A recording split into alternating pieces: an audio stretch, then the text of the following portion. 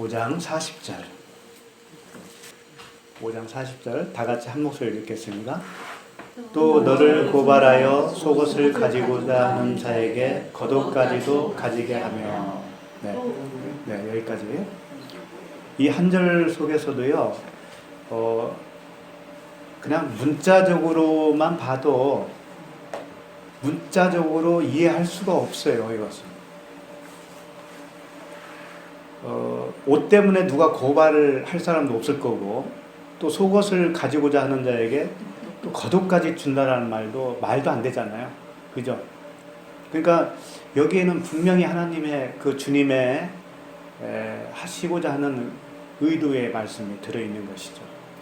그걸 보는 것이 이제 우리가 그 의무죠. 여기 볼 때 고발한다고 되어 있는데 이 고발은요, 크리노라고 하는 동사와 델로라고 하는 동사 두 가지가 이렇게 돼 있어요. 크리노는 뭐냐면 너희들 서로 비판하지 말아라 할 때 그 비판, 그게 크리노예요. 송사, 서로 송사하지 말아라. 송사, 소송. 그러니까 법적으로 뭔가 소송을 거는 걸 크리노라고 그러고, 그 판단을 내리는 것을 크리노라고 그러고, 델로라고 하는 동사도 있는데 그건 뭔가 하면 결정지음이다, 결정지었다, 그런 뜻이에요. 그러니까 이제 이미 알겠지만 이 속옷을 율법이라고 봤을 때, 속옷을 율법이라고 봤을 때 어떤 사람이 이렇게 하는 거예요. 율법으로 판단하는 사람으로 결정 지어진 사람이 있는 거예요. 어떤 사람이. 그 얘기거든요. 그러니까 자기는 율법으로 완전히 그냥 율법주의자가 된 사람이에요. 그리고 자기는 다른 사람을 볼 때도 그렇게 판단을 해요. 예를 들면 한 교회에 있으면 그 교회에서 진리를 가르치지 않으면 다 비진리잖아요. 그럼 그게 율법이란 말이에요. 자기는 아니라고 해도 그건 어쩔 수 없어요. 진리를 모르면 그 자체가 율법이니까. 그러면 그 사람도 역시 다른 사람을 볼 때 저 사람도 나하고 똑같이 생각하겠지라고 생각하겠죠. 네, 그런다고요, 다. 저 사람도 지금 내가 가지고 있는 가치관으로 살고 있을 거야 라고 스스로 결정을 하는 거죠.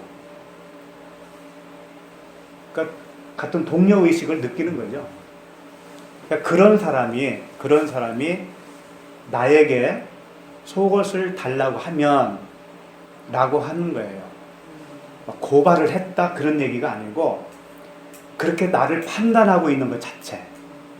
그 사람이 나도 그런 자기와 똑같은 사람일 거야 라고 판단하고 있는 상태가 나를 고발한다라고 하는 거라고요. 그럼 그 사람이 실제로 고발하는 건 아니잖아요. 근데 그 사람 눈에는 그렇게 보이는 거죠. 저 사람도 나와 똑같은 족속일 거야. 그렇게. 그러면 그 사람들에게 그냥 말 수는 없잖아요. 그래서 겉옷을 주라 그런 얘기 있거든요. 겉옷은 진리니까. 근데 진리만 이렇게 덥석 갖다 주면 맑게 알아들어요, 못 알아들어요?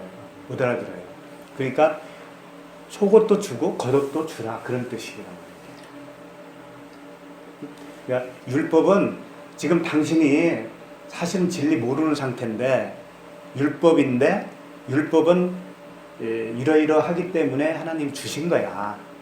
근데 그것도 이렇게 깨달으면 좋은 거거든 하면서 진리를 또 주는 거예요. 그 사람이 가지고 있는 것을 일깨워 주면서 진리로서 바로 잡아주는 거죠. 그렇게 하라는 거예요, 지금 이 말씀이. 간단해요. 다 한 거예요, 이제. 그러면 조금 자세하게 볼 때 이 속옷은 키톤으로 되어 있어요. 키톤. 속옷은 키톤인데 사전을 보면 지금 이게 헬라어잖아요. 신약이니까. 근데 키톤을 히브리어로 보면 케토네트라고 되어 있거든요. 케토네트에서 이렇게 헬라어로 온 것이 키톤이에요. 그러니까 옷은 옷이에요, 다. 히브리어로 봐도 옷이에요. 그런데 히브리어의 케토네트는 조금 다른 뉘앙스를 가지고 있는데 덮다, 가리다, 또 이렇게 씌우다 그런 뜻을 가지고 있어요. 케토네트가. 이 용어가 어디에 많이 써있냐면 꼭 옷이라는 그 단어를 사용 안 하고도 쓴 단어로서 어디에 많은가 하면 조각목으로 뭘 만들고 금을 씌우잖아요. 금을 씌운다 할 때 그 금이 바로 케토네트에서 나왔어요. 금. 그러니까 조각목 같은 우리가 조각목 같다고 그러잖아요. 조각목 같이 생명이 없는 자라는 뜻이죠. 그렇지만 그런 자에게 예수 그리스도라고 하는 그 상징적인 금, 말씀이라고 하는 그 상징을 띠고 있는 금을 칠하잖아요. 그러면 겉에서 볼 때는 금이잖아요. 그래서 그 제사에 드리는 그 기명들 있지 않습니까? 제사 드릴 때 쓰는 기명들, 그런 것들이 다 그 금으로 맥기를 칠한 거죠. 그럴 때 쓰는 그 케토네트가 그 금을 상징하고 있어요. 덮는 금, 씌우는 금. 그리고 금은 이스라엘 사람들은 기름과 동의어로 또 쓰고 있다라고 해요. 기름. 다윗에게 기름 붓고 왕으로 세우잖아요. 그럴 때 그 기름. 그 기름, 금은 무엇에 대한 상징인가 하면 말씀, 그리스도, 결국은 하나님에 대한 상징이죠.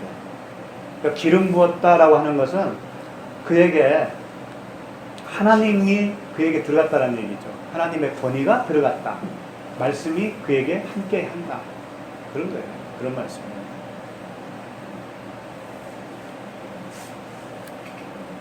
그것이 거기에서 유래된 것이 속옷이라는 거예요. 근데 보세요. 구약에 제사 드리는 그 기명들은 어디에 해당되는가 하면 다 율법이지 않습니까? 율법. 그죠? 그러니까 키토는 속옷인데 그 속옷이 율법이라는 거예요. 덮는 거, 수치를 덮고 가리고 하기는 하는데 율법이라는 거예요. 근데 율법은 완전하게 가릴 수가 없다는 의미에서 속옷이 된 거죠. 그러니까 부끄러움을, 수치를 다 가릴 수가 없어. 율법으로는 10가지가 율법이라고 했을 때 9가지 행하고 1가지만 못해도 다 안 한 거라고 그랬지 않습니까? 그렇죠? 그러니까 수치를 못 가려요, 그걸로는. 그래서 속옷을 율법으로 비유를 한 거죠. 겉옷은 뭔가 하면 이제 하마티온이라고 이렇게 히마티온이라고 헬라어로 히마티온인데 이게 겉옷이에요. 요 겉옷을 성경에서 어떻게 썼나 봤더니 이런 내용이 있더라고요. 그 혈류병 여인이 예수님의 겉옷만 만져도 구원을 받겠다 해서 겉옷을 만졌죠. 예수님의. 그때 그 겉옷은 뭘 상징하는가 하면 진리. 예수님이 진리로 오셨거든요. 그것을 모노게네스라고 해요. 독생자 모노게네스는 뭔가 하면, 모노 아시죠? 스테레오 모노는 하나의 한 길, 스테레오는 두 길이죠. 율법은 스테레오예요. 두 마음이에요. 두 마음. 그러니까 해야 하나, 하든지 말든지, 이건 좋은 거 나쁜 거, 그게 항상 두 마음이에요. 그게 율법이라고요. 근데 예수님은 하나로 오신 거예요. 너희들은 선과 악으로 항상 판단하고 그렇게 살아가잖니? 그러나 선과 악은 결국은 악한 거야. 하나님 보시기에는. 그거예요. 그러니까 우리 쪽에서, 인간 쪽에서 선이라고 생각하고 선을 행하잖아요.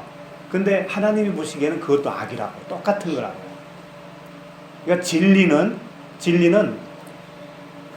인간의 선악 기준을 악으로 보는 게 진리예요.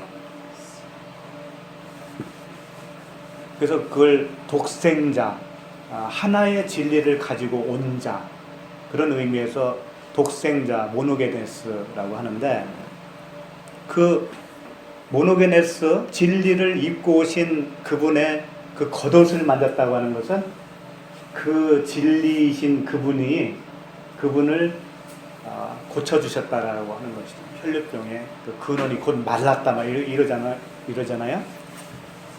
그와 같이. 그리고 언제 또 이 히마티온 단어가 나오는가 봤더니, 예수님이 십자가에 이렇게 달리셨잖아요. 그때 군병들, 십자가 밑에 있던 군병들이 옷을 다 취했어요. 그 한번 읽어드릴게요. 군인들이 예수를 십자가에 못 박고 그의 옷을 취하여 네 깃에 나눠 각각 한 깃씩 얻고, 이럴 때 그의 옷을 취하여 할 때 이 옷은 속옷이 아니고 겉옷이에요. 히마티온. 이 겉옷을 취해가지고 네 깃으로 나눴대. 잘랐다는 거예요. 옷을 잘라서 각각 가졌어. 그런데 그 뒤에 나오는 말씀을 보면 각각 한 깃씩 얻고 속옷도 취하니, 이 속옷이 이제 키톤이에요. 아까 속옷도 취하니 이 속옷은 호지 아니하고 위에서부터 통으로 짠 것이라. 속옷은 나눠 갖지를 않았어요. 찢으면 이제 통으로 짠 거라 버리게 되잖아요. 그래서 이건 제비를 뽑았어요, 이 사람들이. 군인들이 서로 말하되 이것을 찢지 말고 누가 얻나 제비 뽑자 하니, 이는 성경에 그들이 내 옷을 나누고 내 옷을 제비 뽑나이다 한 것을 응하게 하려 함이로라. 군인들은 이런 일을 하고, 이렇게 기록되어 있어요. 그러면 어떤 옷을 찢은 거예요? 겉옷을 찢었잖아요. 진리를 찢었다는 거예요. 진리를. 돼지에게 뭘 주지 말라? 그럼 밟아서 막 찢는다고 이렇게 돼 있어요. 그게 똑같은 거예요. 진리를 주면, 진리는 하나라고 그랬지 않습니까? 하나를 주면 인간은 이거 하지 말라는 거네? 이거 하라는 거네? 이 두 개로 찢는단 말이에요. 그게 군병들이 지금 하고 있는 짓이에요. 그래서 대부분 인간이 다 그러거든요. 말씀을 전하면 진리는 이렇게 하라 저렇게 하라 하지 않아요. 절대. 그런데 듣는 사람은 어떻게 듣는가 하면, 그러면 어떻게 하라는 거지? 이렇게 하라는가 보다 라고 또 생각을 해요.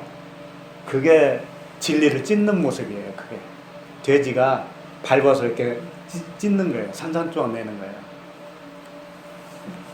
그러니까 진리는 뭔가 하면 그 의미를 네가 알아듣고 가슴에 새겨. 그걸 말씀을 하셨거든요. 하라 하지 말라 한 게 아니거든요.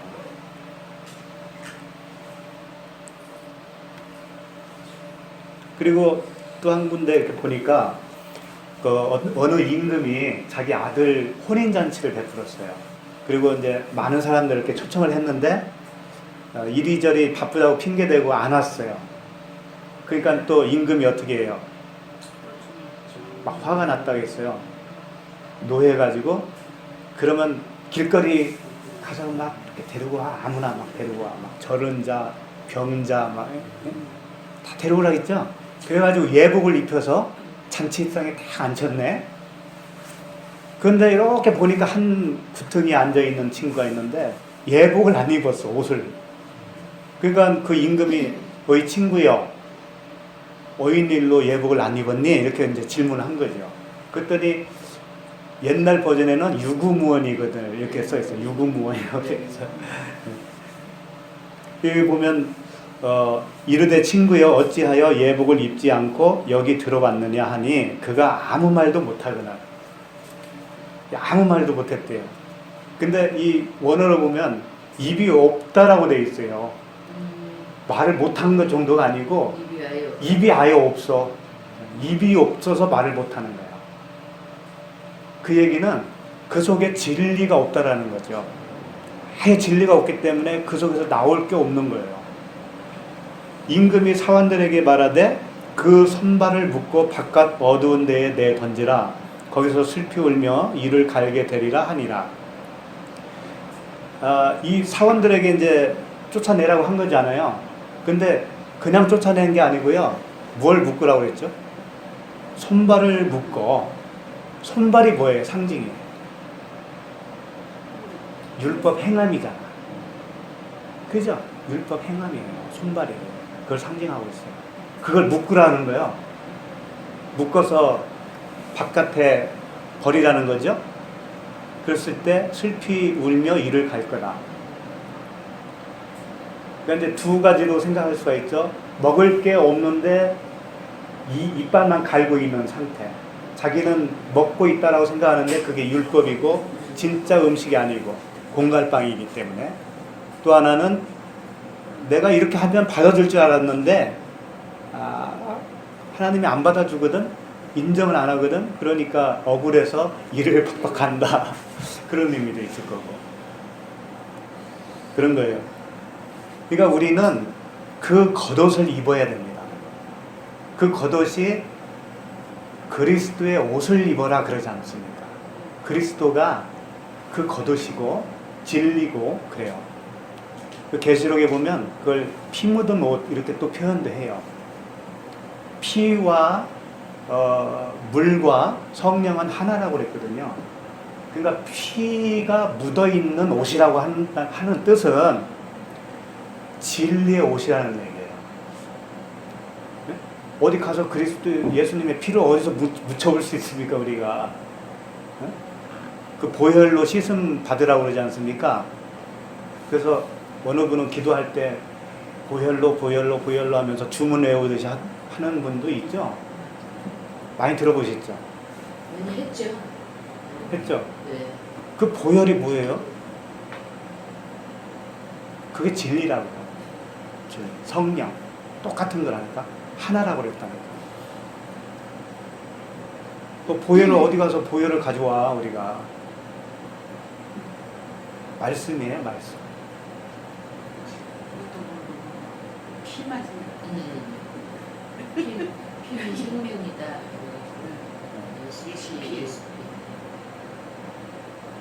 피는 생명인데 예수님이 내가 생명이라고 또 그러잖아요. 뜻은 모르고 그냥 예수 피는 생명이다.